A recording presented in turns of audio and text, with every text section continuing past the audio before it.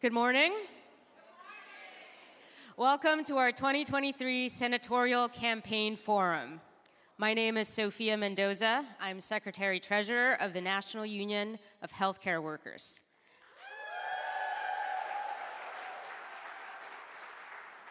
In 2017, NUHW hosted the first gubernatorial debate of the 2018 election cycle. And after it was over, NUHW stewards voted to endorse Gavin Newsom. Today, we are thrilled to join with Courage California and Roll Call to host this forum featuring the three leading candidates in the upcoming U.S. Senate election, Congress members Barbara Lee, Katie Porter, and Adam Schiff. And we are excited for all NUHW members in California to have the opportunity this week to vote on our union's endorsement. Healthcare workers founded NUHW in 2009 because they wanted a different kind of union, one that empowers its members to make important decisions and fight for what they believe in. Our union is run by its members, and our members have made NUHW a leader in the fight for mental health parity and universal health care. We are the proud sponsor of SB 221, a landmark 2021 law that requires health plans to provide timely return therapy appointments. And we are a proud leader of the Healthy California Now Coalition, which sponsored SB 770, a bill that Governor Newsom signed yesterday, creating a pathway for California to become the first state to guarantee health care for all of its residents.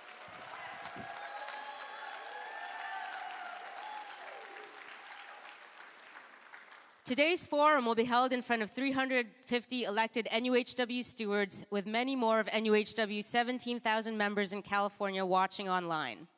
They include nurses and nursing assistants, medical technicians, social workers and psychologists, housekeepers and clerical workers, occupational therapists, and speech-language pathologists who work from San Diego to Eureka. NUHW members have endured the worst days of the pandemic and continue to see its impacts in the form of severe understaffing and rising rates of mental health conditions. The upcoming U.S. Senate election will have major ramifications for everyone who provides and receives health care in our state. After today's forum, all NUHW members in California will be able to vote electronically for their preferred candidate. And we will announce on Wednesday which candidate has received the most votes and, consequently, NUHW's endorsement for the March primary election. Before we get started, I want to introduce Shay Franco-Clausen of Courage, California. Shay? Thank you. Thank you so much. Say this with me. Courage starts in California. One more time so they can hear us out in the streets. Courage starts in California. That's right. My name is Shay Franco-Clausen, and I'm proud to represent Courage California. I am their C4 board chair, and I'm really honored to be here today amongst so many of my friends. We at Courage California speak truth to power. We create tools and progressive and unifying digital communities to help California effectively and courageously engage in the democratic process. Courage believe we must call out institutional corruption and oppression, improve coordination, and collaborations between progressive organizations, and demand that our state and local government represent both, be accountable and reflective to the Californians they seek to serve. Courage starts in California. With courage, we can build a more progressive and equitable and representative democracy. Californians understand exactly where we stand on issues that matter most to them, that matter most to many of you in this room. And at the start of the year, Courage California asked our members what issues mattered most to them, and believe it or not, climate and environmental justice was a top priority at 64%, as well as economic justice and social safety post-COVID, 42%, healthcare at a whopping 41%, and abortion and reproductive justice at 38%. As we near the 2024 elections, in the face of so many threats against our democracy, threats against abortion rights, voting rights, climate justice, economic insecurity, racial justice, it is more critical now than ever that Californians vote their values and hold elected officials accountable. Yeah, clap for that. And accountability starts right here in this room, where we will hear directly from U.S. Representatives Barbara Lee, Katie Porter, Adam Schiff, about where they stand on issues that matter most to Californians. When we come together in 2024 to vote for our next U.S. Senator, we will be making a courageous action for change by electing a person who will serve as the backbone of our democracy and stand at the forefront of change. Thank you for allowing Courage to be a part of this. I'm Shay Franco-Claassen. And I would like to introduce to my right, Editor-in-Chief of Roll Call, Jason Dick. Thank you, Shay. Well, good morning, everybody. Thank you for coming out. I know it's been a busy weekend for you all, and I know that there's a lot you're working on. So thank you for taking this time. I feel like this is very important. I'm Jason Dick, the editor-in-chief at Roll Call. I want to thank National Union of Healthcare Workers and Courage California for being sponsors and hosts and partners in this. We are super thrilled at Roll Call to be one of the media sponsors here, to be the media sponsor for this event. And why is that? Why are we coming to LA? You know, we're just covering Capitol Hill, right? We're just one of those like small little things that covers Capitol Hill. We've been doing this since 1955. We've covered Congress, and we want our readers to know what goes on at every stage of the political and policy process. And so that's why we want to be here. This is the kind of thing that we want to be involved in. This is the kind of thing that we want to be able to like interact with members of Congress and see what their positions are. Like a lot of journalists, I'm a fan of The Wire, the series, and there's a great line that one of my favorite characters on the show, Lester Freeman, has in it early on, which is, all the pieces matter. And that's the case here. All these forums matter, all these candidates matter, all their policy positions matter, all their voters matter. All the things that the way that they interact with people, the way that they talk to voters and the way that they talk to unions and the way that they talk to the press, it all matters. And so we want to be a part of that. And so that's why we're so happy to be here and so happy to be a part of this forum.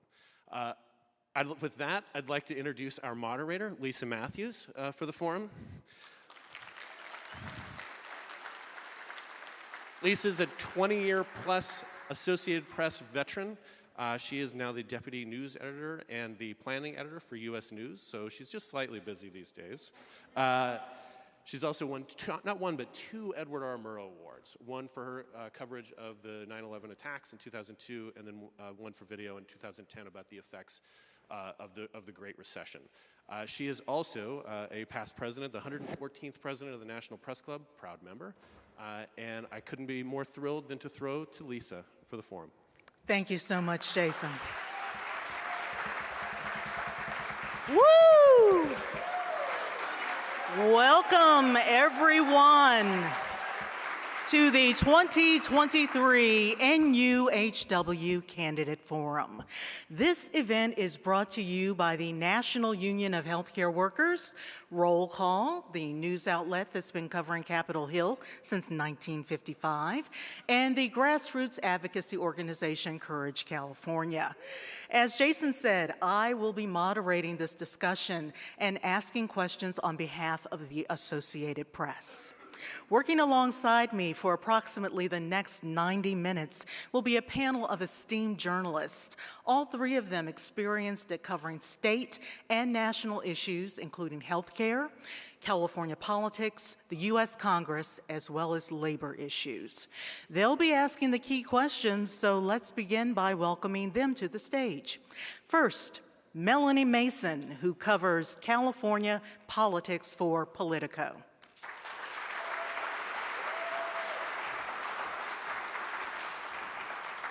Next, we have Ben Oreskes, who has been reporting on this Senate race for the Los Angeles Times.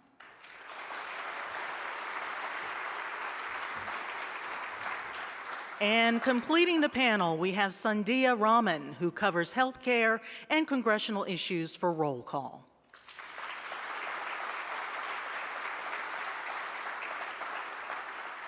And I just want to say, what a fantastic audience you are.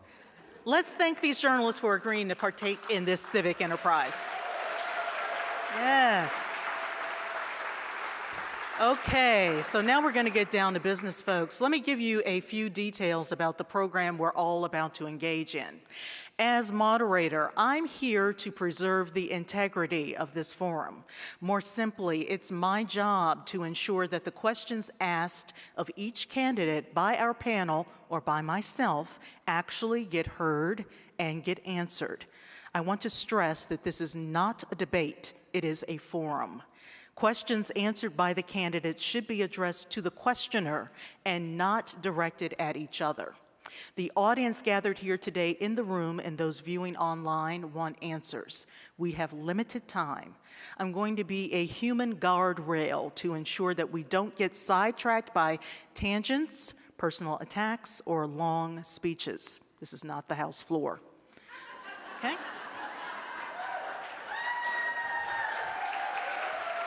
Okay. During this forum, we will go through 12 rounds of questions. Our panelists will take turns directing a single question to each candidate, who then will be asked to answer with a 1 minute or less response. After each of the three questions, after the three candidates answer the question, the journalists on the panel are guaranteed one follow-up question per round. Our timekeeper will make sure no one exceeds the allotted time. A bell that sounds like this will let candidates know that they are out of time and must yield the floor. When it's my turn to ask questions using the moderator's prerogative, I may or may not direct the same question to each candidate. Some questions being asked were submitted by NUHW members. So, are you ready? All righty. In the interest of fairness, we're going to use alphabetical order to introduce each of our candidates. Later, the order for opening and closing statements and the order of questions has been determined by representatives for the candidates drawing straws before the program. Here we go. Please welcome to the stage the top announced candidates in the 2024 U.S. Senate race. Barbara Lee.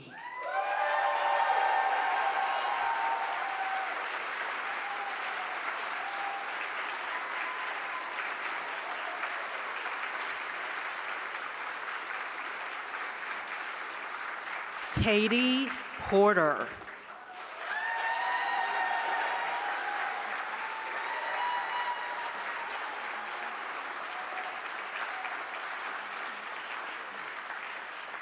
And Adam Schiff.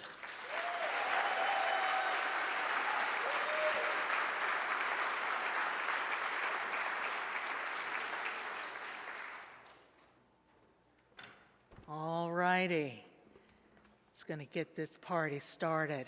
We're going to hear opening statements from the candidates with each speaking for 1 minute. We begin with Ms. Porter. Good morning, NUHW. I am so thrilled to be here and to have an opportunity to personally thank you for the work that you have been doing for our communities. And I don't just mean when you're on the clock caring for patients. I'm also talking about your policy work, your political activism, your commitment to saying not good enough when employers cheat your patients. You deserve a partner at the federal level who, just like you, is never afraid to take on the corporate bosses and win. My entire career has been about holding big corporations and cheaters accountable. I'm a single mom who ran for Congress a few years ago to stand up to greedy corporations who are rigging the rules against us and our families. I have never taken a dime of corporate PAC money, and I refuse lobbyist money. That's the kind of senator you'll have with me, one who will always fight for you. All righty. Thank you, Ms. Porter. Next up, Adam Schiff.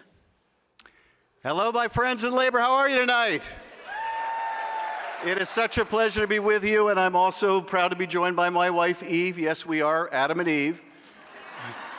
I'm running for the U.S. Senate because we need an effective leader who can get things done and deliver for California, and that is exactly what I've done in the House. We need someone who can take on the biggest fights and can succeed. I've taken on corporate presidents and I've taken on US presidents. I've taken on special interests and I've taken on Supreme Court justices. As a young prosecutor, I fought against big oil companies and big contractors, and I won. I fought against Russian spies and drug lords, and I won. As a state senator, I wrote the California Patient Bill of Rights, and we got that done. And I was proud to be the 21st vote for nursing staff ratios. And now that we have them, and we've had them for a long time, we damn well need to enforce them. Thank you. Thank you, Mr. Schiff. Barbara Lee. Well, good morning. Let me say, first of all, that it is an honor to represent the 17,000 strong NUHW members in my hometown. You are my hometown union, so I'm proud to represent you. And I know you know your values are my values. I'm not running to represent the rich and the powerful, but to represent you, the people, to create good-paying union jobs. For yes, and I introduced the very first single-payer bill in the legislature. Medicare for all, and to end corporate greed that fuels our healthcare system. Now, like many Californians, I know what it's like to live one paycheck to paycheck. I raised 2 little boys as a single mom on public assistance and food stamps. Here in our golden state of 40 million people, 20 million are one paycheck away from poverty. Thank you, Ms. Lee. Thank you. Okay. Off to a wonderful start. We're going to move on to the first round of questions from the panel of journalists. Remember, each candidate gets 1 minute to answer, controlled by the clock and the bell, and the option for a short follow-up. Melanie Mason of Politico, you get the first crack. Thanks, Lisa. Recent changes in California law are meant to address one of the most difficult questions when it comes to mental health policy: how to provide behavioral health care to vulnerable people who are resistant to seeking treatment. Proponents, including Governor Newsom, have said that these reforms are a humane solution to people who need critical care. But civil liberties groups, however, say these laws infringe on individual rights. So I'd like to get your views on these recent developments, and this is a question for all 3 of you. Do you believe that policies such as Care Courts, which is the program where family members can petition a judge for a treatment plan to individuals with untreated schizophrenia or related illnesses, or efforts to expand criteria for conservatorship are the right approaches? Should they be replicated on the federal level? And let's start with Congresswoman Porter. Thank you. We all know that we are facing a mental health crisis in this country. You see it in your patients. We see it in our workforce, in our families, in our schools. And the first and most important solution that we can deliver is holding big insurance companies and big healthcare companies accountable to actually let you do the work of healing people before they get to the point where they need that kind of care. I believe it is appropriate for families and loved ones and mental health healthcare workers to have the ability to go to a court, but I want to see the strongest civil rights protections possible. We cannot forget the legacy of oppression and civil rights violations that caused us to end this approach of forced treatment in the first place. So I think it's important that we have options for people who are watching a loved one struggle, for healthcare workers who are unable to heal because of a patient who's too sick to get themselves care, but this cannot cross the line ever into incarceration.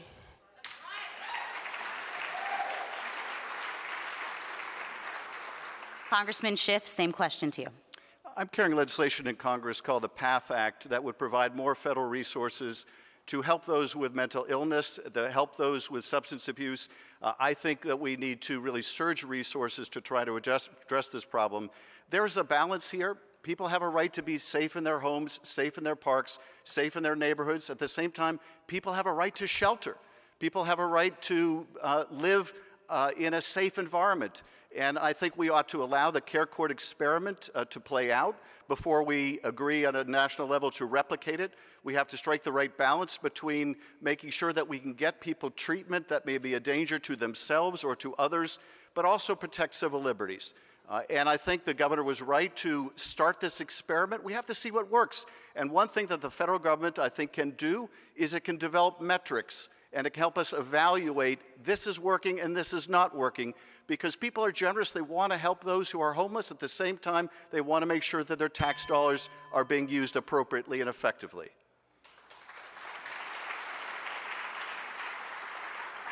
Thank you. And now Congresswoman Lee. Thank you. You know, my background is psychology and mental health. I have my MSW. I actually started a community mental health center. And so I understand what it means to be, first of all, possibly a danger to oneself and to others. Used to be 5150. However, it is extremely important that, again, as a mental health professional, that the family be engaged early on in helping to identify mental stress and what is taking place with an individual. It's important, yes, with the Care Corps, to not move too quickly, because people with mental health crises, they need crisis intervention for the most part. They may not need long-term care. The family is, and the neighborhoods and the community is critical in supporting people who are going through these emergency crises. And so it's so important that we, first of all, yes, rule out incarceration, but be there for the families and those individuals. Melanie, would you like to ask a follow-up to any one of the candidates? I'd actually like a yes or no answer from all three of you, and we can go down the line starting with Congresswoman Lee. This March, you will appear on the ballot alongside a $6.38 billion bond to build up to 10,000 treatment beds or supportive housing units for people struggling with mental health or addiction. Should California voters approve this bond, yes or no? Yes. Yes. Yes. Thank you. All righty then. Moving on. Next up, we have Ben Oreskes from the Los Angeles Times. It's your turn. Thank you, Lisa. This is the same question for all three of you. We're going to talk about the minimum wage. California's minimum wage is currently at $15.50 and will rise to $16 next year. The three of you have all co-sponsored legislation introduced by Representative Bobby Scott that would raise the federal minimum wage, which is currently set at $7.25 to $17 by 2028. Given the high costs of living, is that in your mind sufficient? Please give me a specific number for what you'd like to see the federal minimum wage at, and then also what the state minimum wage should be. We're going to start with Representative Schiff. Well, it's not sufficient in most parts of the country, and I'd like to see it even higher. And in California, I was out on the picket lines with SEIU 99. These were nurses, nurses' aides, and bus drivers, and cafeteria workers. They were being paid $25,000 a year. Now, we wonder why people are homeless. You pay them $25,000 a year, and they're going to be homeless. We have to provide people a livable wage, not just a minimum wage, but a livable wage, so that they can provide for themselves and can have a roof over their head. When I was a kid, my father was a traveling salesman. He was in the clothing business. He made $18,000 a year. And on the strength of that $18,000 income, my parents bought our first home for $18,000. I want people to be able to afford good, safe housing, and we're not going to get it at a minimum wage. What we need is really a livable wage that will vary from place to place, so states should have flexibility, but there ought to be a minimum. And for healthcare workers, I support more than $25 Thank you, Mr. as a minimum wage. Representative Lee. $17 to $20 should be the floor per hour. That's unacceptable anywhere in the United States of America, especially here in California. Not just raising the minimum wage, we have to get to a living wage. And you know what? Here, even $25 an hour is bare minimum. We have to, if we're going to only stop at $25, $30 an hour, then we have to have the federal government make sure that there are resources for affordable housing, making sure that we expand the Section 8 program, make sure we have deposit assistance for those who can't afford the $10,000, $12,000 in deposits for rent. The federal government has a responsibility to enhance the quality of life for people who can barely make it, working 2 and 3 jobs, commuting 2 and 3 hours a day, not enough money for childcare. So the federal government, I believe, is is a government that has to provide for people who can't make it in this country and in this state. Representative Porter. Let's start with the hard facts. Corporate profits are the highest they have been in 70 years. Why? Because we have a Washington that is consistently putting the interests of big corporations ahead of the interests of workers and families. That's why we haven't even passed this minimum wage bill, despite both Democrats and Republicans having their turn at being in charge in Washington. We need to make sure that we are resetting the rules in Washington. So I support that minimum wage bill, but I want to absolutely tie it to inflation. We can't keep trying to backfill 50 cents, $1, $2 a time on the picket line for your families, what Washington has failed to do, which is to reset our economy and make sure the workers who create the value are getting paid what they deserve. Ben, would you like to ask a follow-up? I loved Melanie's yes or no question. I just really want to quickly, with the three of you, just a number, federal minimum wage. What would you put it at, Representative Lee, and then we'll go down the line. $50 an hour.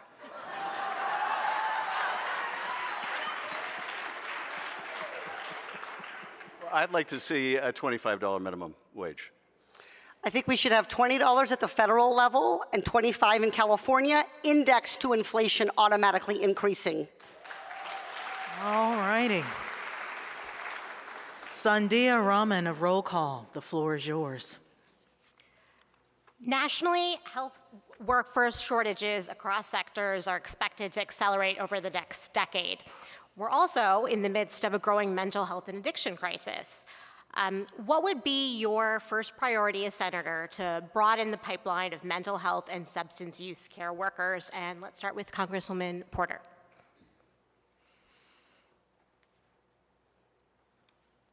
Congresswoman Porter. Oh, I'm sorry. I'm so sorry. I was listening for Barbara. This is an easy one, though, so I'm glad I'm taking a late start. Pay them more.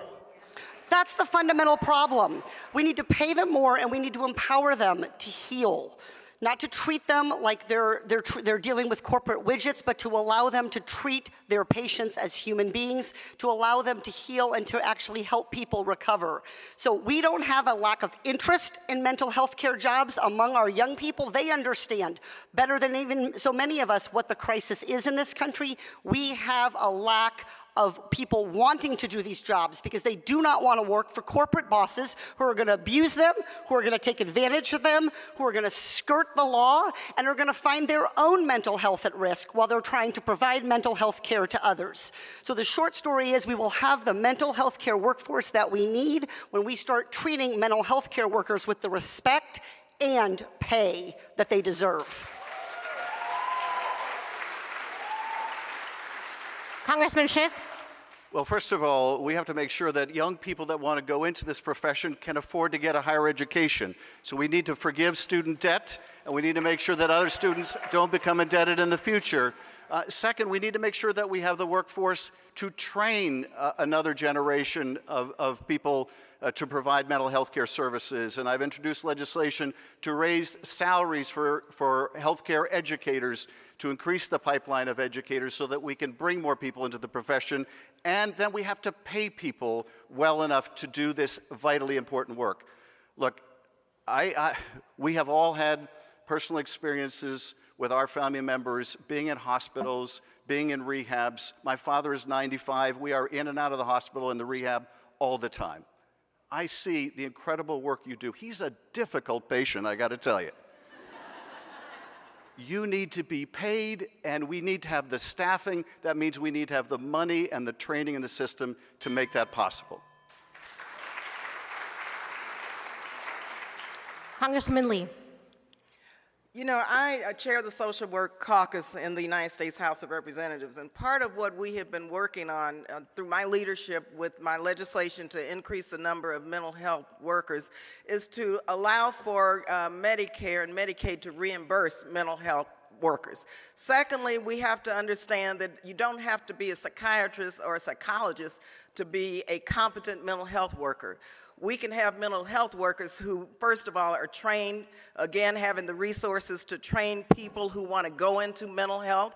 We need to have certificated programs in community colleges for mental health workers, and we need to be able to make sure that we pay them what they so deserve, and that is not just a minimum wage, but a living wage. When I started my community mental health center, we had a category of workers called paraprofessionals. These were individuals who were trusted messengers in the community. They were trained on how to address emergencies and crises in mental health. And right now, we can do that if we expand the number of people and the backgrounds who will be qualified to do this. Would you like a follow-up, Sandia? My follow-up is for Congressman Schiff. So public health experts are very worried right now about the increased use of an animal drug called tranq or xylazine in driving drug overdose deaths, especially in conjunction with fentanyl. As Senator, would you support efforts to schedule xylazine as a controlled substance? Yes, I would, and I supported this recently in the Judiciary Committee. We're doing so on a temporary basis so that we can evaluate the impacts of adding that to the schedule. This, though, is a crisis of the highest magnitude. Young people are dying every day. Like so many parents, my wife and I reached out to our children, one of whom's in college, one of which is in college, to urge them not to take anything that could possibly be laced with one of these substances. I don't want to be one of those thousands and thousands of parents getting that call that their child has died. And I think we have to do everything humanly possible to end this scourge. We have to get federal, state, and local authorities working together to combat this. I'm a former federal prosecutor. I've seen how effective we can be when federal, state, and local authorities get together to interdict these drugs that are killing people and work together to protect our communities, and that's my commitment. All righty, thank you. It was a fantastic round. I will note, though, that we did go out of order. So, because this is the People's Forum and I'm the moderator and I have the prerogative to pretty much do what I want to do, I'm going to begin with a few questions from the people, and I'm going to give the priority to Congresswoman Lee to answer first. So the first question comes from NUHW member Christina Rodriguez. Okay? Christina has a question about student loan debt. So this is a three-part question in a way, so hang with me. Are we still trying to reduce student loan debt? There were a lot of loans that were forgiven due to the servicer, but it only applied to East Coast loans from what she understands. Also, loans were forgiven for public service. My hospital is not a nonprofit, but I serve the public. Also, I am considered low income according to recent data. I claimed bankruptcy twice, and my loan was not forgiven. It continued to accrue interest, and at the current amount, I will never be able to pay off this loan, and I will not be able to retire. What can be done for me and others in my situation? Congresswoman Lee. Well, first, I think the student loan debt should be allowed under bankruptcy law, and that is essential. In the past, it was. Secondly, if you're a public servant, you're a public servant. And if you're providing public service to the public, you should be able to be eligible to cancel, not forgive or reduce, but cancel student loan debt. Thirdly, the Biden-Harris administration, they're trying every which way, given the Supreme Court decision, to make sure that through executive orders, the broadest amount and the largest amount of student loan debt can be forgiven. There's some categories we're still trying to figure out, but I think you have seen the recent decisions by the Biden administration. Where there's a will, there's a way. And I, for one, believe that, first of all, tuition should be free, especially here in California. Students, certainly for community college, and certainly all student debt should be forgiven. You've reached your time. Thank you so much. Congressman Schiff. Christina, first of all, this question is deeply personal to me. I had to borrow at 9, 12, and 14% interest to pay for my education. And for about 10 years after I graduated from law school, my loan payments were higher than my rent. Now, I went into the law and I could afford to pay it back. But so many people doing the work that you all are doing can't afford to pay it back. And I don't want your career choices or my kids' career choices to be dictated by student debt. So I strongly support President Biden's effort to forgive student debt, but more importantly, I don't want students becoming indebted to begin with. You shouldn't have to mortgage your future to go to college. And so we need to make sure, as Barbara said, that community college is free, but we also need to make sure that we crack down on these scam for-profit companies that are ripping people off, and even some of the large reputable private universities are using their endowments to pay down tuition costs instead of building new buildings. Thank you. Congresswoman Porter. I don't believe in tolls to cross public roads and bridges, and I don't believe in tuition for public colleges and universities. Education is an investment. It is an investment that we all make in each other, that we make in our workforce, that we make in the ability of our economy to compete globally. And we have to start treating it that way, because when we treat it as an individual person's burden, we disproportionately harm brown, black, and low-income communities, and we fail to address the systemic racism that has plagued our country for way too long. Nobody should have to go through bankruptcy because they tried to get an education, because they tried to become a successful worker for our future. I'm an expert in bankruptcy law. I've been writing about it for decades. But that can't be the answer that we give our workers and our young people, to go to bankruptcy if they simply made the mistake of trying to get an education. Thank you. Okay, I get the feeling Christina heard all three of you loud and clear. The next question comes from NUHW member Stephanie Coleman. She has a question about government shutdown. Imagine that.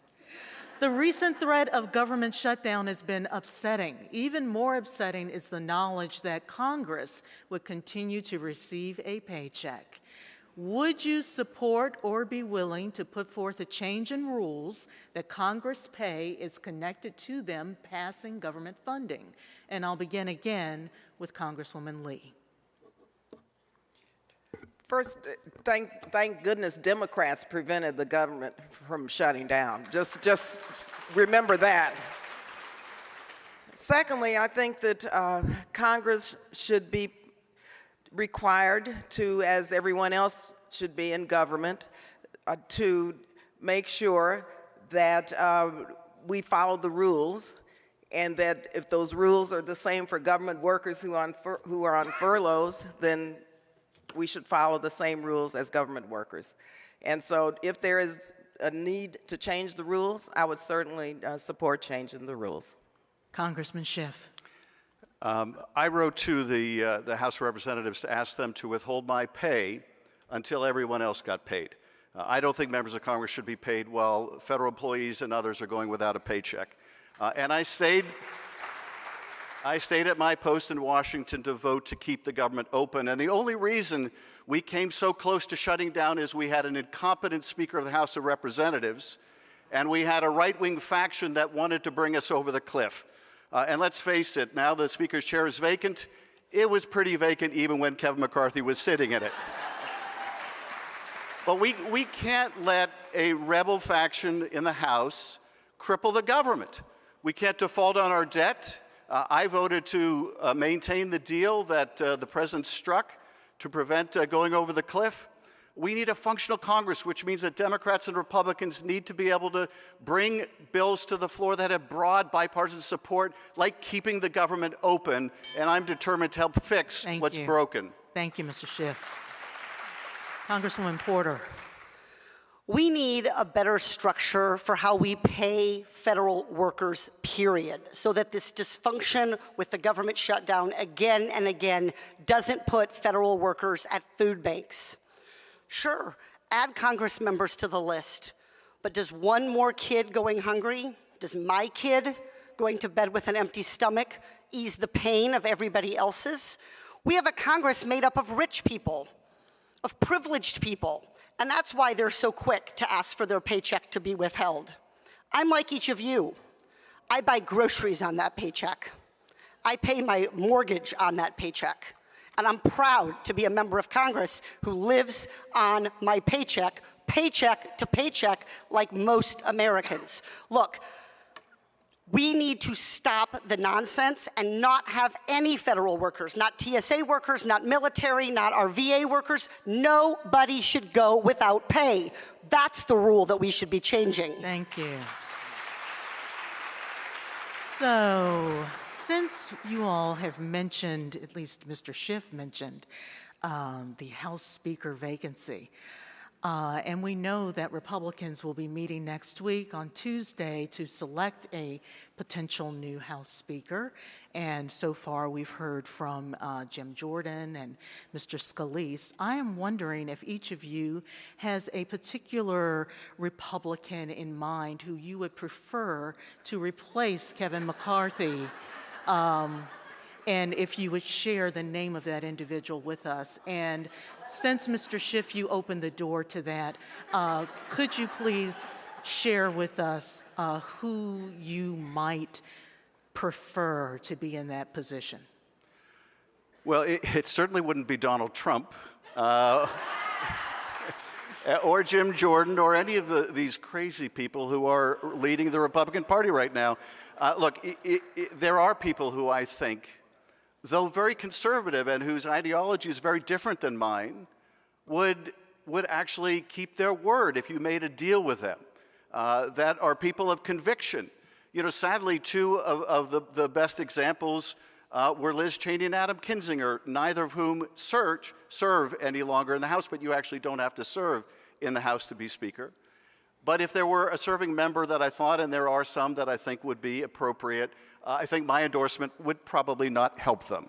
But here's the thing. Hakeem Jeffries has offered to work together in a bipartisan fashion to make sure that we have leadership that can govern, that can do the business of the people.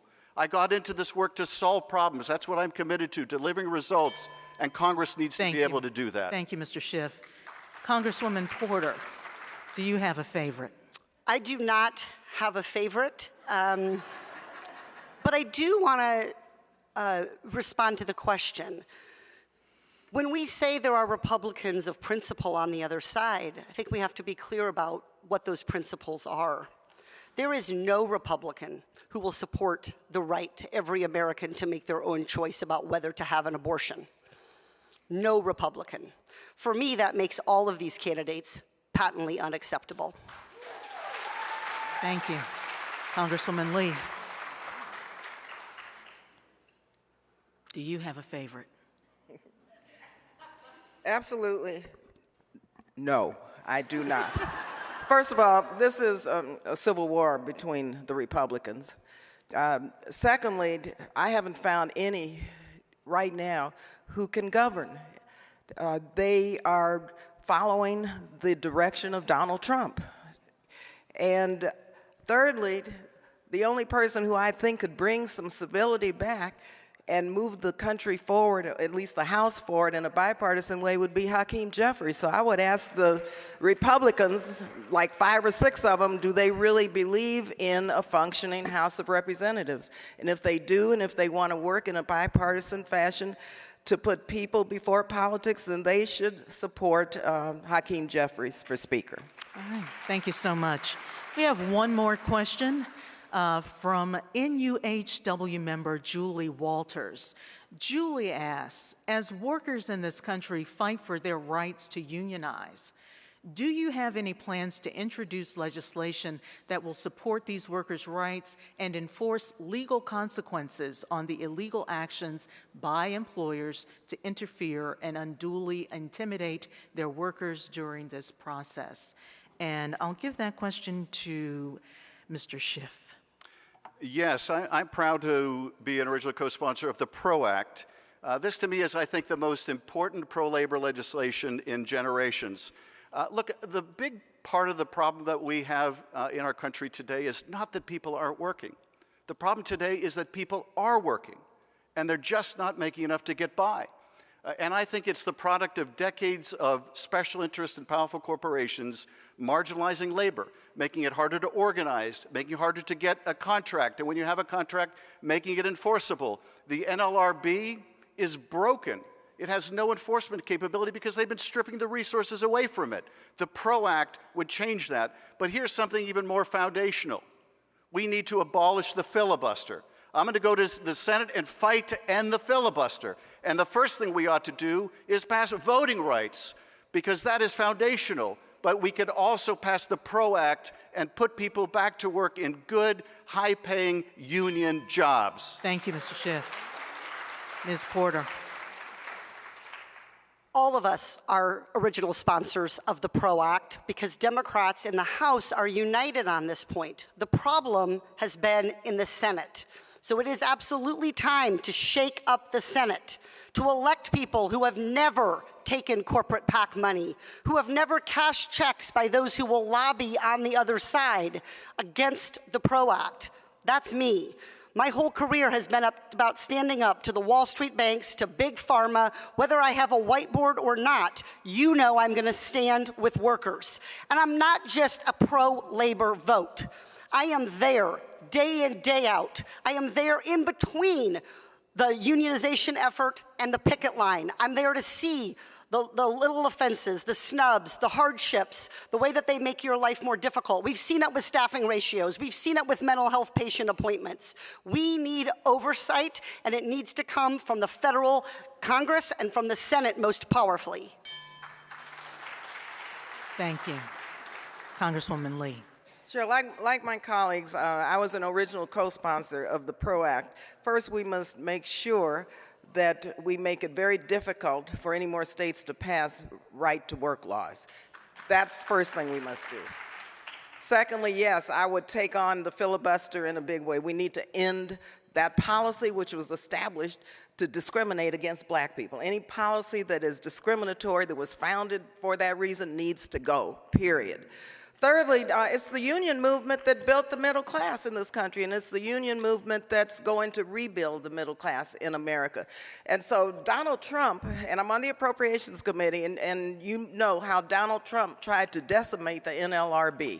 And so we now have to fully fund the NLRB to hold these corporations accountable. That is extremely important right now, and I intend to do that in the Senate. Finally, let me just say I'm working with Senator Sanders on my excessive CEO pay act, and we'll talk about that a little later. Thank you so much. All righty, we've now heard from everyone on the panel. Melanie, you're up again. Thank you, Lisa. To stick with the labor theme, hot labor summer has extended well into the fall, but some legislative priorities for labor in Sacramento have come up short. So I'd like to ask all of you the following question. Do you agree with Governor Newsom's decision to veto a bill that would let striking workers access unemployment insurance? Why or why not? Let's start with Congresswoman Lee. Well, I believe that the union movement this summer has shown that California is leading the way to unionize not only California, but the country. So I just want to salute our labor union movement for what has taken place and continues taking place. All of us have been on picket lines all over the place in solidarity with our working men and women.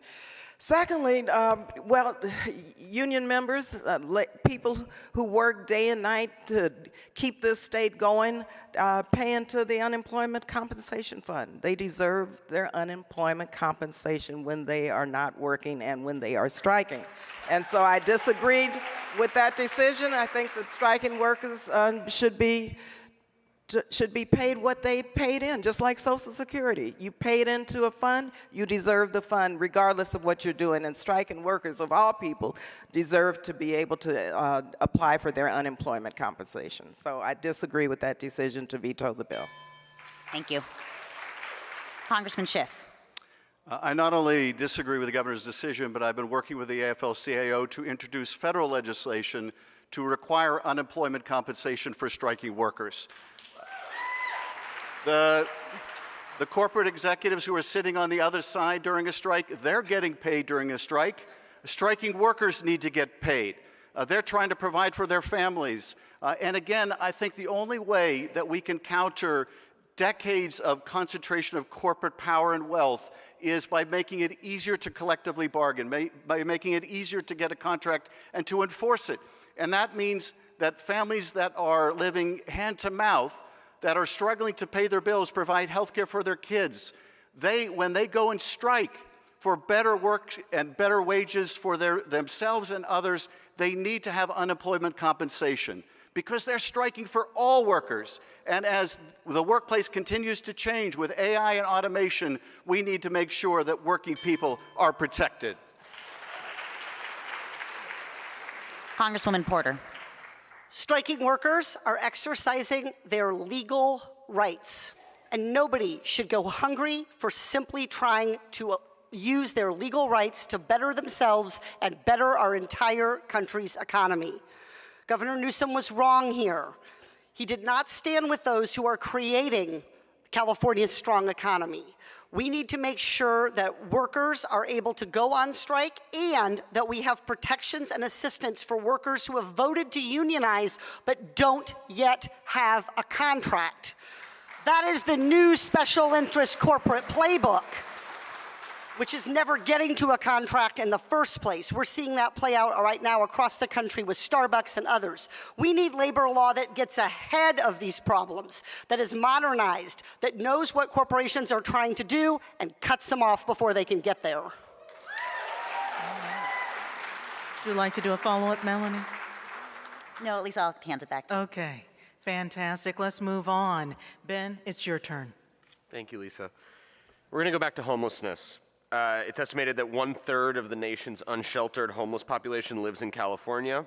Governor Newsom, and in fact many other elected officials who are Democrats in this state, have criticized recently federal judges for rulings that have overturned a set of local ordinances that barred homeless people from sleeping in certain public areas when there was no shelter available. These officials say the rulings make it harder for cities to clear encampments in public spaces. Newsom and others say they want the U.S. Supreme Court to take up this case, and he's blasted judges for going too far. Do you agree with this criticism leveled by certain politicians that federal judges have unfairly tied the hands of local officials? Representative Porter. We don't just have a homelessness problem, though, Ben. We have a housing affordability crisis. We have the most people who are unsheltered and homeless because California, decade after decade, has not gotten its fair share of resources for housing, and we need a senator who's going to elevate our biggest challenge, which is housing affordability, to the top of Washington, D.C.'s priority list. I got my start in housing. With regard to the homelessness issue, we saw this play out in Orange County, and I think we saw the right playbook from Judge Carter. You cannot simply say that people can remain on the street and remain at risk of sickness, of crime, of hardship. But the solution here isn't to tie the city's hands, it's to force the city to take action, to build shelters, to invest in permanent supportive housing. So that is the solution. You have to have judges can't just make a ruling and walk away from the problem. If they want to get involved here, they need to deliver the solutions too. Representative Lee. Yeah. Housing should be a basic human right in this country and in this state, first of all. So we start from there. Secondly, I think we have to look at cities and how we have addressed the affordable housing and the unsheltered population. And I think and I have to just say, we're right here in Los Angeles, and I think Mayor Bass has stepped up and shown us a pathway into helping those who are living on the streets. We have to have, first of all, supportive services, housing, shelter, and make sure that people don't have to stay on the street no more than a week or two, if in fact that long. Secondly, we have to prevent evictions. We have to make sure that we provide, I mentioned the Deposit Act that I'm working on right now. Here in California, to rent an apartment or a house, it's what, $10,000, $12,000. Why can't the federal government provide the deposits in a revolving fund to make sure that people are able to move into a safe place to live? So much of this has to do with the affordability and the cost of living crisis here. Thank you so much. Representative Schiff. First of all, I think we have a supply problem. There is simply not enough affordable housing. In many cities, it takes 4 years to build housing. We're never going to solve this problem if it takes 4 years to build affordable housing. I have legislation that would create tax incentive to create more affordable housing, and cities need to take action to end the bureaucratic red tape so that we can not take so long to get people housed.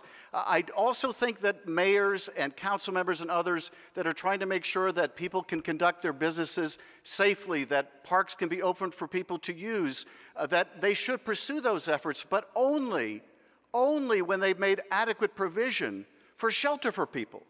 We should never be criminalizing people who are homeless. But I think it is fair to say that if there's shelter available, that you cannot sleep somewhere else when the mayor is offering you shelter.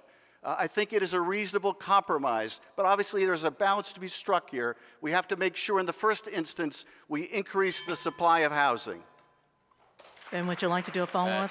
2 points of context. The city of LA and the city of San Francisco are cities that have asked the Supreme Court to take up this case as well. But fully understanding that homelessness is incredibly complicated, could you each give me one federal policy that you'd like to see changed to address the crisis?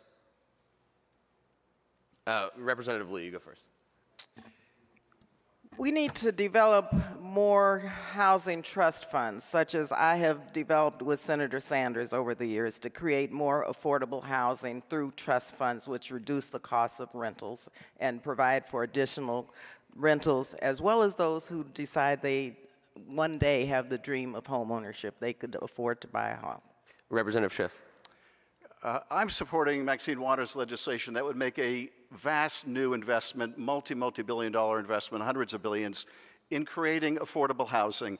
Look, I'm proud that we passed the bipartisan infrastructure bill, but the most important infrastructure to me is human infrastructure. We need to make sure that people can access affordable housing, which means we need to provide tax incentives, we need to provide the resources. The number of Section 8 and VASH vouchers is absurdly small. I have legislation that will create tax incentives to sell your property to a public housing agency or a nonprofit rather than a private developer or a rich foreign investor. We need to incentivize the creation of more affordable housing. At the end of the day, if we don't dramatically increase the supply of affordable housing, there's never going to be enough money to address homelessness. We need to raise incomes, and we need to raise the supply of affordable housing. Representative Porter. The last time the federal government made a really big investment in private market housing and expanding opportunity for new families to be able to become homeowners was the GI Bill. Decade after decade, in the 80s, the 90s, the 2000s, the 2010s, Washington failed to invest in housing. So I would make a big investment, both in terms of dollars and in terms of imagination, and I'm going to be specific. I would fully fund Section 8 vouchers.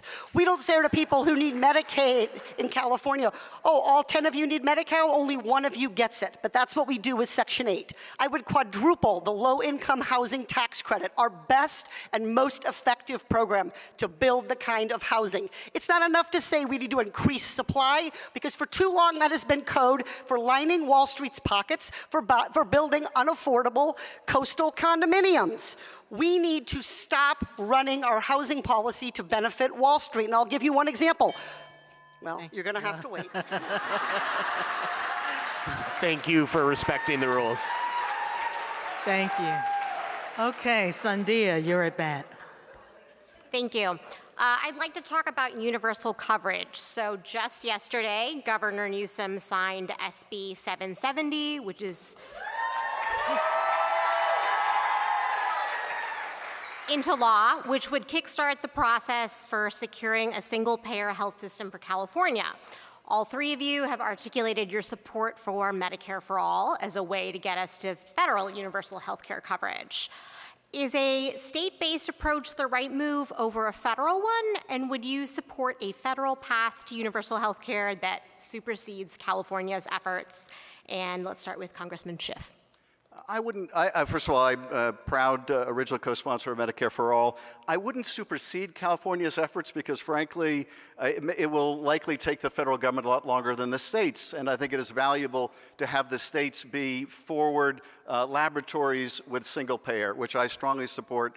But I also think we need to make progress on Medicare for All. I think we should bring down the age so that more people can participate in Medicare. I want everyone to be able to participate in Medicare. It is enormously efficient. We have to make sure that it is also well-resourced. But this goes back a long time for me. During the debate over the Affordable Care Act, which I fought for a public option. Now, we didn't get that, but if we had got that, we would have had a federal single-payer model for years and years. But we need to pass Medicare for All, and as we fight to make that happen, we need to support efforts like in California to advance single payer. Congresswoman Porter. We need Medicare for All for two reasons. It is the best quality health care, and it is the lowest price to deliver it. It's that simple. That's how I ran in a competitive Republican-held district on Medicare for All and never looked back, winning election after election, because I'm able to make the case for Medicare for All that is absolutely true, the case that NUHW makes, which is that Medicare for All, a system that puts healthcare and patients ahead of profits, is the only kind of healthcare system this country should ever have. I do not support a public option or an incremental approach. I support Medicare for all, period. And I am disappointed that when I got to Congress and we had the gavel as Democrats and we had the ability to pass Medicare for all and put it on the floor for a vote, we didn't do it. That's what I mean when I say Washington is rigged to work for special interests and not for us. Congresswoman Lee. Yeah. Well, the United States is the only country, the only industrialized country without a universal health care system. As I mentioned earlier, in the early 90s when I was in the California legislature, I actually introduced the first single-payer bill. And that started the debate and started the organizing around single-payer. And I want to thank you all for helping us get to this point. Yes, I supported a public option when I was one of the negotiators around the Affordable Care Act. But you know what? In that Affordable Care Act, we had a provision that would allow states to ask for a waiver to enact a single payer. So I am very pleased that the governor has signed this into law. California, once again, is leading. Finally, let me just say that Medicare for All is extremely important. We have to move forward and rev this up in terms of the fight for Medicare for All. And I'm a member of the Medicare for All caucus in the House, and I want the Senate to set up a Medicare for All caucus as a sister caucus in the United States Senate. Thank you. Sandhya, would you like a follow-up?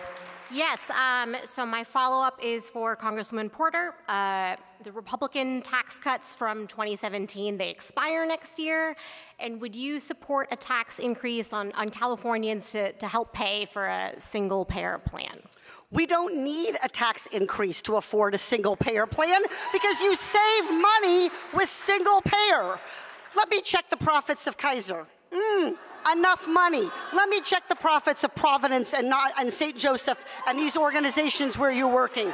There is enough money because single payer, make no mistake and don't believe the BS. Single payer saves healthcare dollars, and if the folks in Sacramento or the folks in Washington are telling you that we can't afford single payer without a tax increase, they're blowing smoke.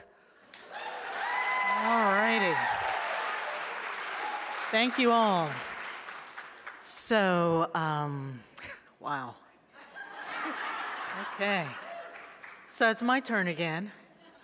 Californians' average gas price neared $6 earlier this week. And you know that's well above the national average that's below about $4 per gallon. The state's housing prices have soared and inflation is hitting people's pocketbooks. So, what's your pitch for Californians struggling to afford everyday expenses? And I'll begin with Congresswoman Lee. First, my pitch is I see you, I hear you, and yes, we have a crisis of affordability, and we have a crisis just as it relates to working men and women being able to take care of their families. Secondly, we have to make, and so as elected officials, we have to make sure we let you know that we know the pain that is taking place here. But the federal government has, I think, a duty and responsibility when states and when the country is in the economic stress that we're in, and yes, we're doing much better. We're creating more good-paying union jobs through all of the initiatives and laws that we passed, the Inflation Reduction Act, the Infrastructure Bill, the CHIPS Act, you name it. But those take time. And so it's up to the federal government to provide what some of us call a safety net. We have to make sure that no one is living on the streets during this crisis. We have to make sure that public transportation is available. If we need to provide vouchers, we have to make sure child care is available for those who don't have funds for child care. The federal government needs to provide that. Thank you so much, Congresswoman. Thank you. Okay, moving on. Another question for all of you this time. You've all called for term limits for Supreme Court justices. And as you know, there's been a national discussion around the age of elected leaders.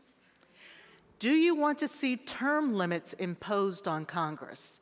And I'll begin with Congresswoman Porter. This is a conversation that we need to not be afraid to have.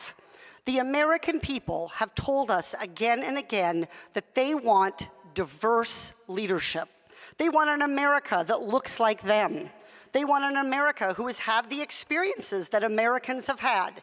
Everything from folks who were able to go to college for zero tuition back when California schools were free, and those of us who went to school and paid and had 6 figures of debt to do it. When we say diverse leadership, that includes multi-generational leadership. That means having the voices of experience from the past, but also having the voices of people who are experiencing things in the present. I joke sometimes, but it's really not funny. If Congress had a slogan, it would be solving yesterday's problems tomorrow, maybe. We are not going to get the forward leadership that we need without having a real debate about multi-generational leadership. I have not made up my mind about that, but you can count on me to be willing to have the discussion. Thank you so much. Congressman Schiff.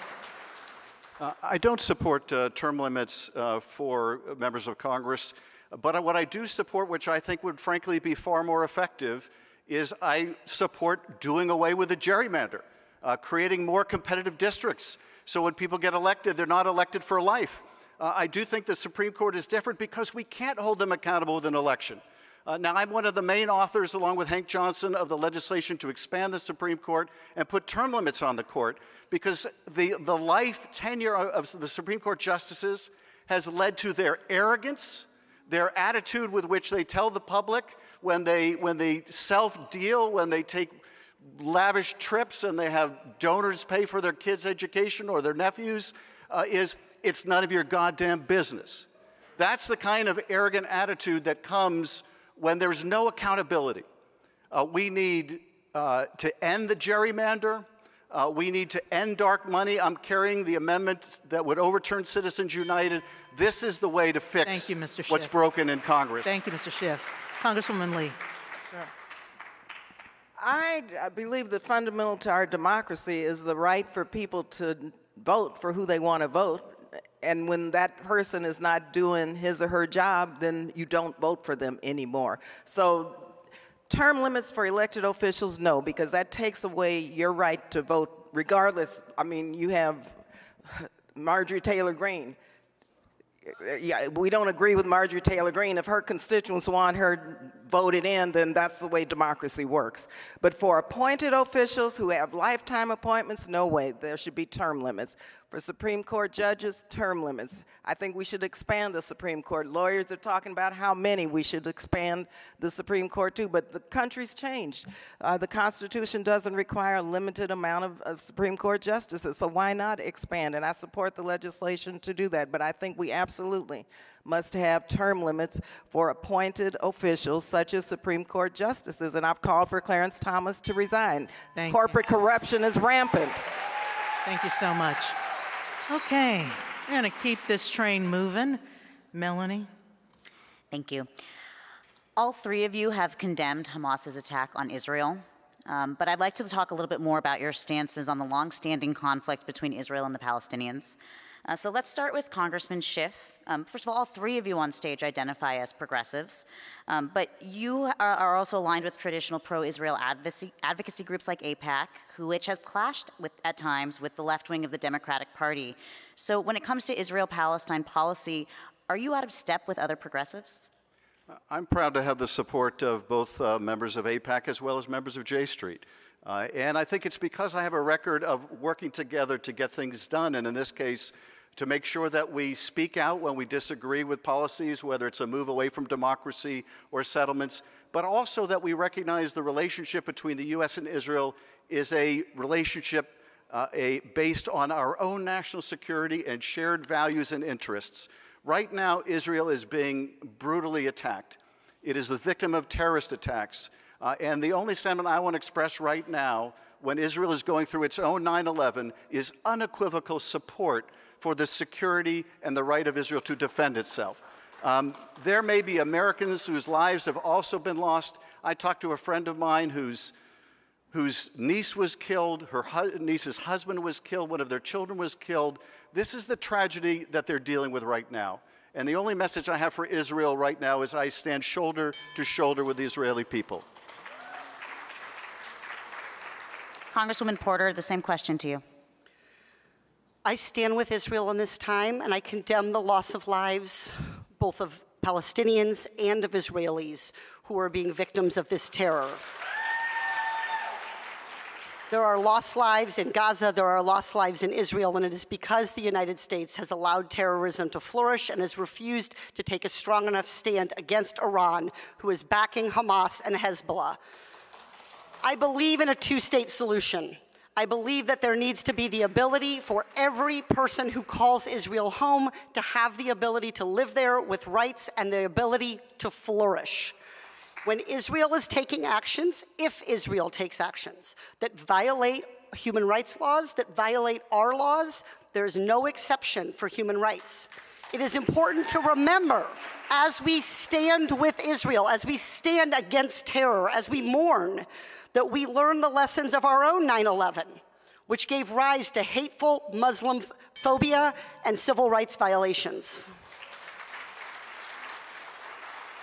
Congresswoman Lee, your position on Israel has been slightly distinct from those of your two colleagues, and you have supported legislation that would place restrictions on U.S. aid to Israel.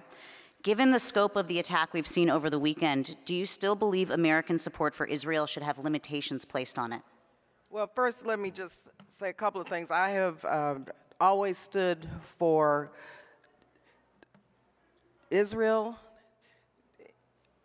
not having to deal with terrorist attacks, and have condemned over and over and over again terrorist attacks against Israel, just as I have called for a ceasefire and for, first, also just prayers for those who have been killed, both Israelis and Palestinians at this point. I'm a woman of faith, and so I do believe in praying during times such as these. Secondly, I think it's important also to understand that right now, in this current crisis, our country has a responsibility, I believe, to call for a ceasefire and to call for the whole world to come together to try to stop the escalation of what is taking place in the Middle East. And peace is possible if we can bring all parties together to talk. Thank you. I do have a follow-up question. This is for Congresswoman Porter. Unlike your two colleagues on stage, you are relatively newer to the House. This has been part of your pitch as sort of fresh vision coming to the Senate.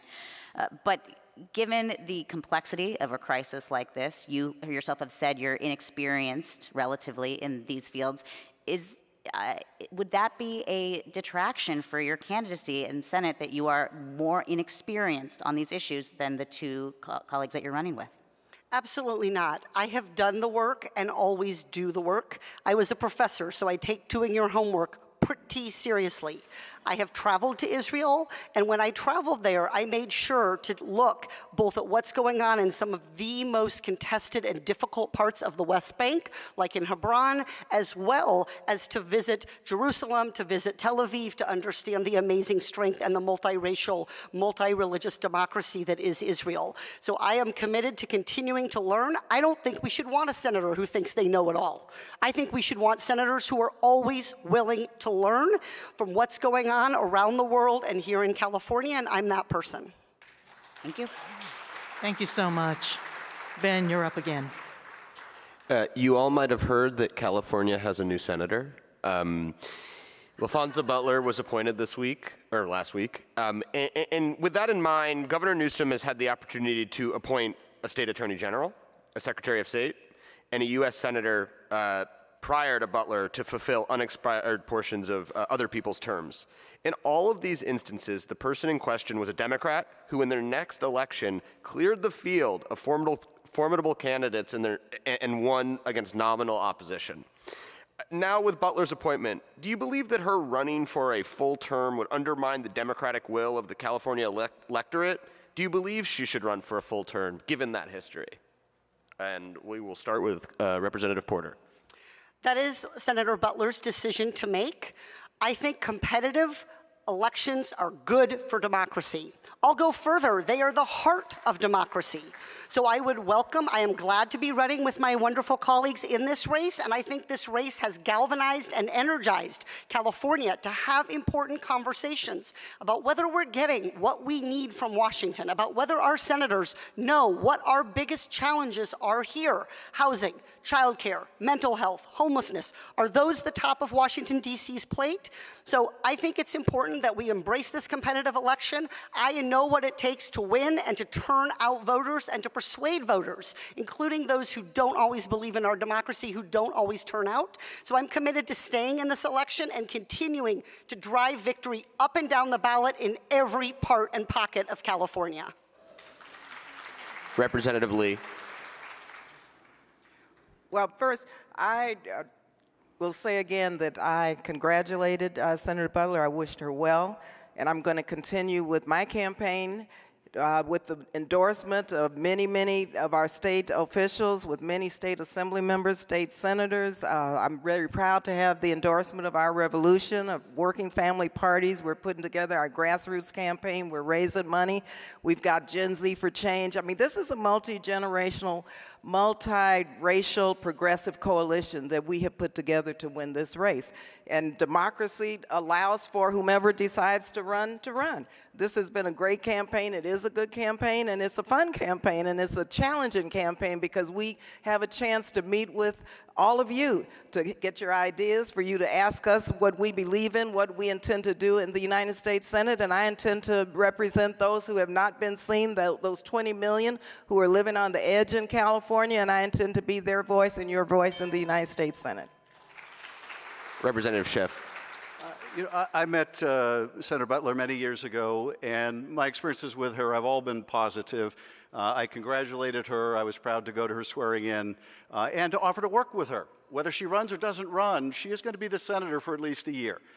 We need to work together to get things done. The problems of California are too urgent not to. So I'm committed to working with her. I'm also committed to running and winning this seat. Voters should have a choice. You should have a choice. And you will have a choice, and we're building the largest grassroots campaign, I believe, for Senate in California history. We're not taking corporate PAC contributions. Last quarter alone, we had 102,000 people contribute to our campaign, an average of $32. People can find out more at adamschiff.com. There's the plug. But here's the thing.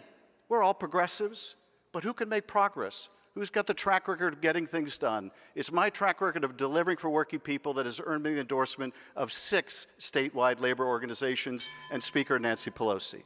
Thank you, Mr. Schiff. Ben, would you like to do a follow-up? follow-up? I want to do a quick follow-up about a little bit of Butler's history. She was a consultant.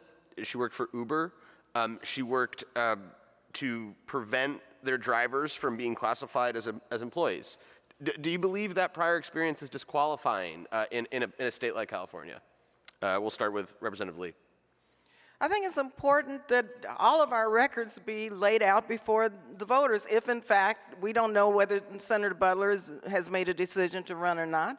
But I think all of us are up for scrutiny, and that's what democracy is all about.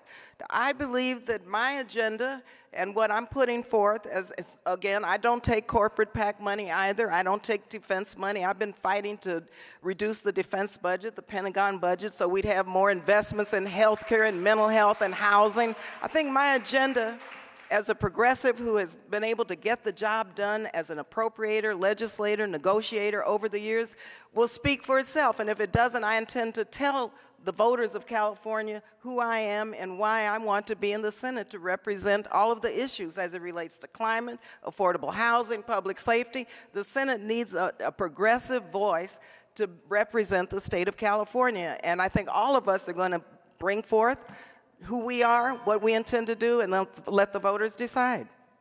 Representative Schiff. If she decides to run, I think all of her record, as all of our records, should be considered. But let me say this about the underlying issue.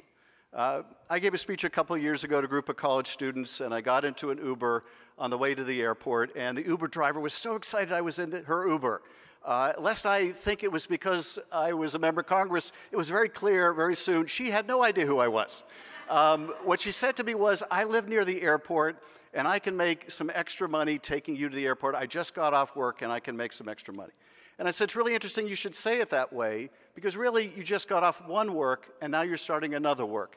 And although I was too polite to ask, I wondered what she did in her day job. And I thought, if your day job is like your night job, it probably doesn't provide health care, it has no retirement, and eventually you're going to be screwed. And this is the changing nature of work that policymakers have not addressed. And with AI, it's going to be even more severe. I'm going to the Senate to fight for working people and make sure they all earn a good income, have a secure retirement, and good health care. Representative Porter. Senator Butler is now serving and will have the opportunity to show Californians where she stands on this issue and so many others.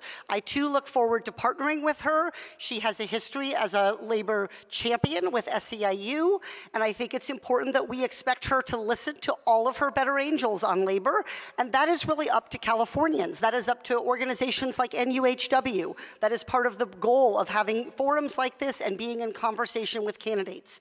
So I am excited to see how Senator Butler leads on creating good, high-paying union jobs for California.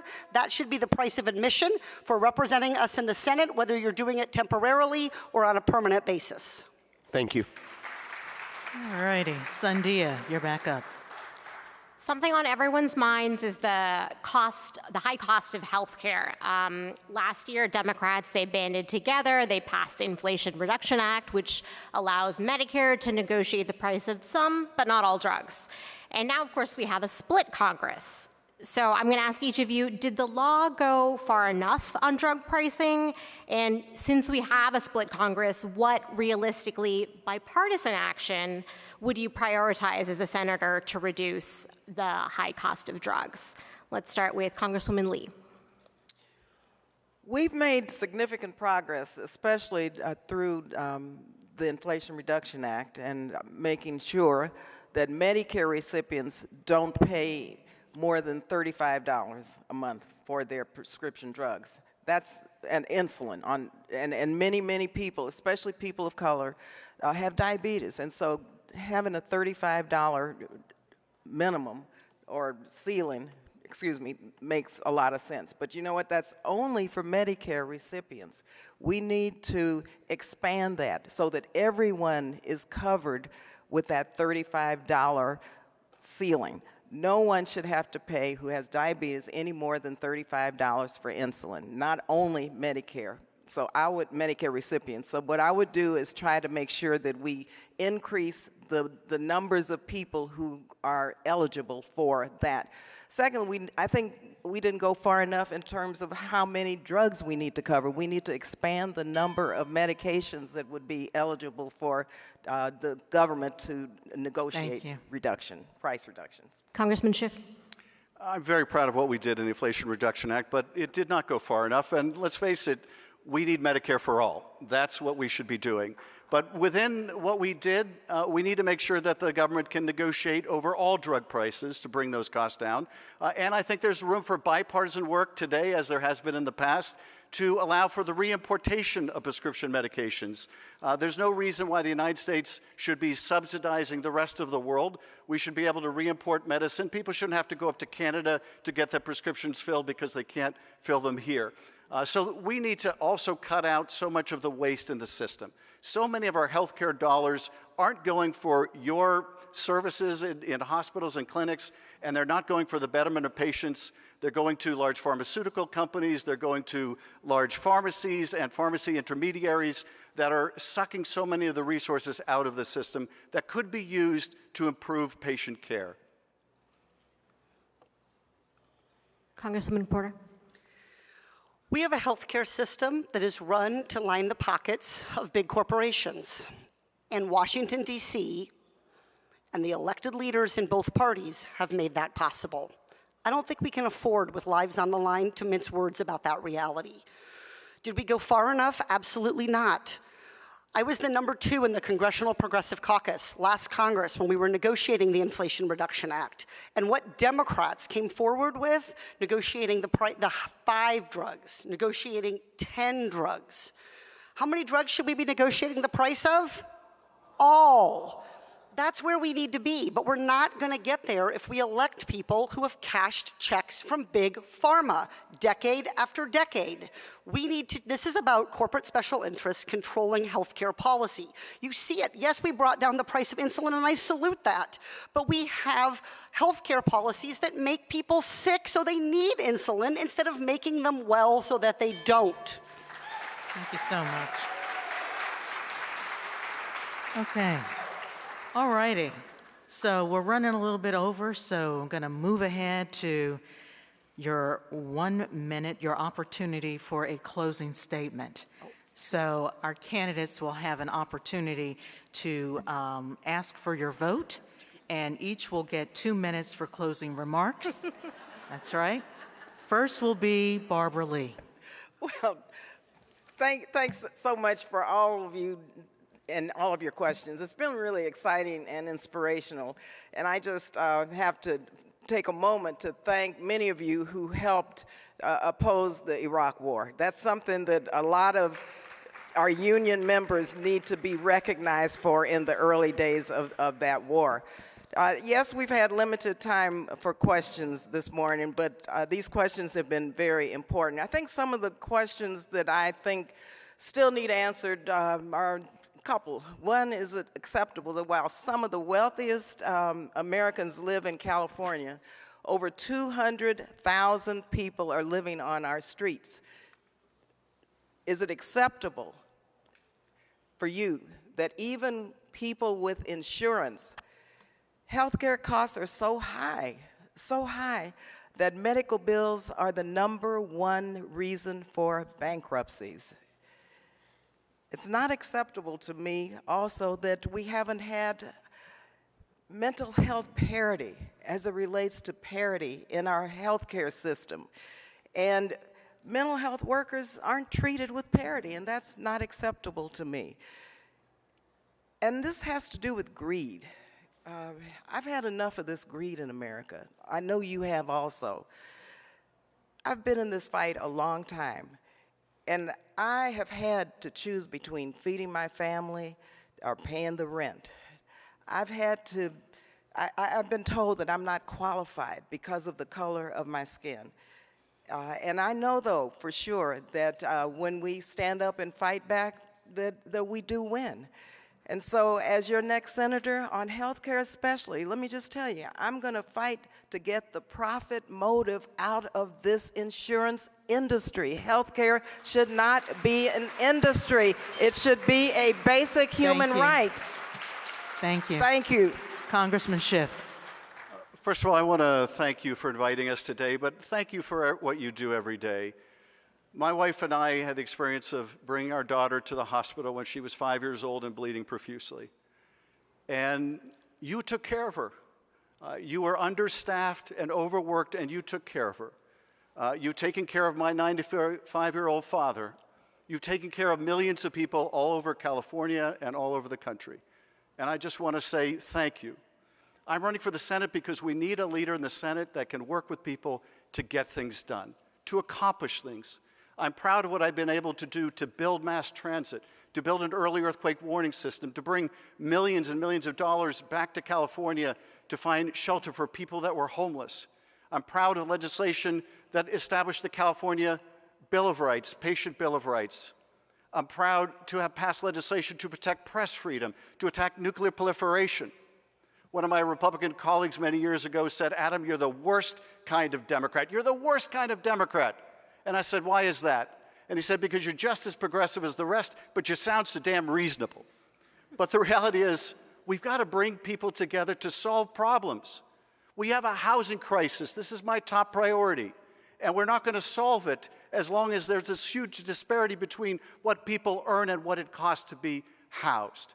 I am so proud to have the support of 6 statewide labor organizations who know my long record of fighting for working families, to have the support of leaders like Nancy Pelosi and more than half of the California House Democrats who know my record of delivering for California, but also know that during these tough times, when we were each called upon to defend our democracy against the most corrupt president in U.S. history, I stepped into the middle of the ring and impeached Donald Trump, and I will take on any SOB that gets in the way of working families. Thank you. Congresswoman Porter. Before coming to Congress, I spent nearly 2 decades as a consumer protection advocate. I took on greedy Wall Street banks, I took on predatory lenders, I took on government officials who were asleep at the wheel. And I'm proud of the work that I did, but it wasn't enough. Because for every family that I was able to help, thousands more were being cheated. Why? Because the rules being written in Washington, D.C. were rigged. They were rigged in favor of ultra-wealthy donors, in favor of greedy corporations, in favor of political insiders. I knew I had to do more, and that's why 6 years ago I ran for office for the first time. It wasn't an easy decision. I'm a single mom of 3 school-aged children. But you know what was easy? Deciding not to take corporate PAC money, not one dime. And I am the only candidate on this stage who has never cashed those checks. I am one of 11 members of Congress who does not take lobbyist money. This wasn't a decision I made because I'm running for the Senate. This is who I am, and this is why you can trust me to fight for us. What happens when politicians get too cozy with corporations? Corruption. Policies that cater to Washington, big pharma, big insurance, and leave families and workers behind. I went to Washington to unrig the system. I went to rewrite the rules, not be complacent to them. That's my promise to you, to challenge the conventional wisdom, to go against the grain, to speak truth to power, to call out corporations, to fight like an NUHW member.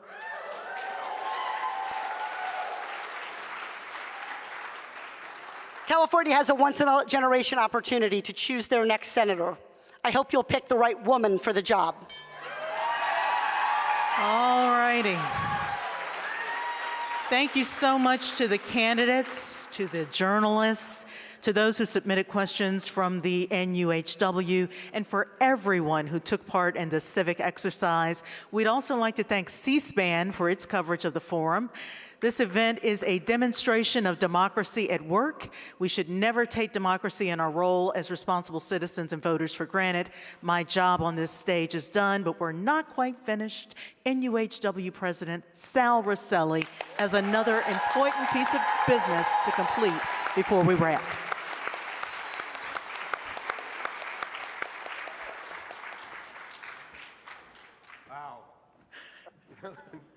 Lisa, journalist, right? Thank you for helping us leave here today with a much greater sense of these candidates and what's at stake in this next year's election.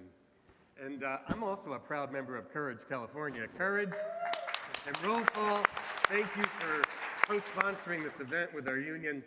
And it's important for everyone to know that these three elected leaders are all great friends of NUHW and the labor movement. They're terrific. They did a great job. Let's hear it for them.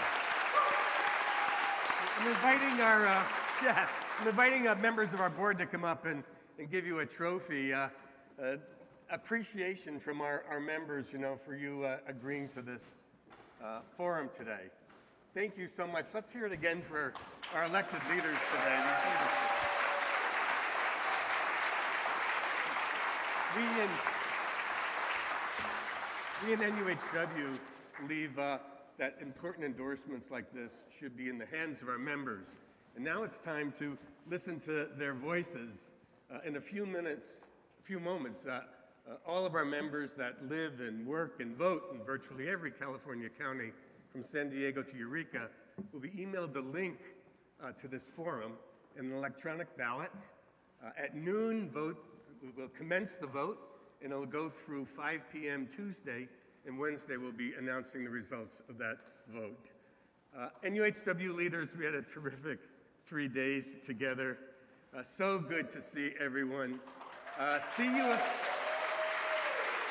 you again next September 27th through the 29th at our leadership conference at the Hyatt at San Francisco Airport. Everyone have a safe trip home. Thank you.